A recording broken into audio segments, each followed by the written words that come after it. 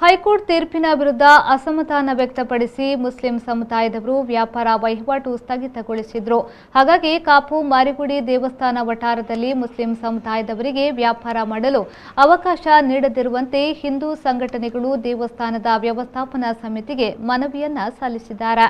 ಈ ಬಗ್ಗೆ ಮಾತನಾಡಿದ ವ್ಯವಸ್ಥಾಪನಾ ಸಮಿತಿಯ ಅಧ್ಯಕ್ಷ ಕಲ್ಯಾ ರಮೇಶ್ ಹೆಗ್ಡೆ ಅವರು, ಸಂಘಟನೆಗಳ ಮನವಿಯ ಮೇರೆಗೆ ಉತ್ಸವ ಸಂದರ್ಭ ದೇವಳದ ವಠಾರದಲ್ಲಿ ಹಿಂದೂ ಧರ್ಮೀಯರಿಗಷ್ಟೇ ವ್ಯಾಪಾರ ವಹಿವಾಟು ನಡೆಸಲು ಅವಕಾಶ ನೀಡಲಾಗಿದೆ. ಏಲಂನಲ್ಲಿ ಪಡೆಯುವ ಅಂಗಡಿಗಳನ್ನು ಬೇರೆ ಧರ್ಮೀಯರಿಗೆ ಒಳ ಬಾಡಿಗೆಯಲ್ಲಿ ನೀಡುವುದಾಗಲಿ ಅಥವಾ ಇತರೆ ಧರ್ಮದವರನ್ನ ಕೆಲಸಕ್ಕೆ ಇಟ್ಟುಕೊಳ್ಳುವುದಾಗಲಿ ಮಾಡುವಂತಿಲ್ಲ ಎಂದು ಹೇಳಿದ್ದಾರೆ.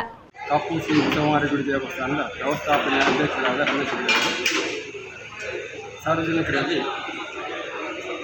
ಇವತ್ತು ನಮ್ಮ ನಾಡಿದ್ದು 22, 23 ನಡೆಯುವಂಥ ಸುಗ್ಗಿ ಮಾರಿಗುಡಿಯ ಪ್ರಯುಕ್ತ ನಾವು ವರ್ಷಂಪ್ರತಿ ದೇವಸ್ಥಾನದ ವಠಾರದಲ್ಲಿ ಅಂಗಡಿಯನ್ನು ಏಲಂ ಮಾಡ್ತಾ ಇದ್ದೇವೆ.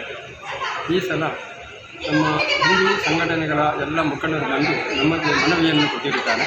ಏನೆಂದರೆ ಮೊನ್ನೆ ನಡೆದಂಥ ಹೈಕೋರ್ಟಿನ ಆದೇಶವನ್ನು ತಿರಸ್ಕಾರ ಮಾಡಿ ಅಂಗಡಿಗಳನ್ನು ಮುಂಗಟ್ಟುಗಳಲ್ಲಿ ಮುಸ್ಲಿಮ್ಸ್ಗೆ ಬಂದ್ ಮಾಡಿದ್ದಾರೆ.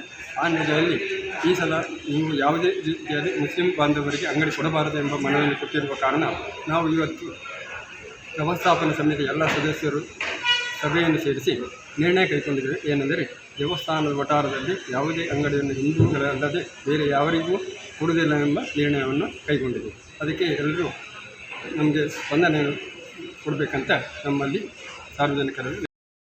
ಈ ಸಂದರ್ಭದಲ್ಲಿ ಸಂಘಟನೆಯ ಪ್ರಮುಖರಾದ ಶ್ರೀಕಾಂತ್ ಶೆಟ್ಟಿ, ಗುರು ಸೂಡಾ, ಮೋಹನ್ ದಾಸ್ ಪನಿಯೂರು, ಯಾದವ್, ಮಾಧವ್, ಸಂದೀಶ್ ಶೆಟ್ಟಿ ಮೊದಲಾದವರು ಹಾಜರಿದ್ದರು.